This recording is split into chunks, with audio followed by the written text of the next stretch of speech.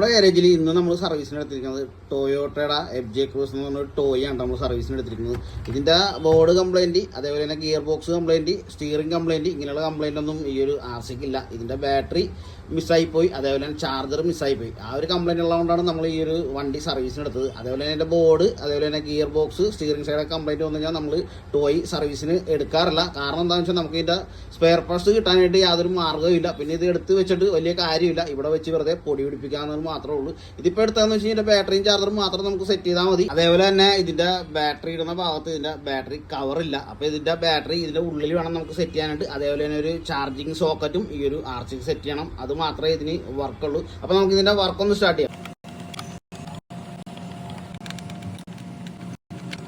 ഈ ഒരു ടോയ് RCയുടെ ഉൾവശം ഉണ്ട് ഈ കാണുന്നത്. ബാക്ക് ഗിയർ ബോക്സ്, അതിൻ്റെ മദർ ബോർഡ്, അതേപോലെ തന്നെ ഇതാണ് ഇതിൻ്റെ സ്റ്റിയറിംഗ് സൈഡ് വരുന്നത്. എൻ്റെ RC ബോർഡാണ്, അതാണ് ഇത്രയും വലിയ ബോർഡ് വരുന്നത്.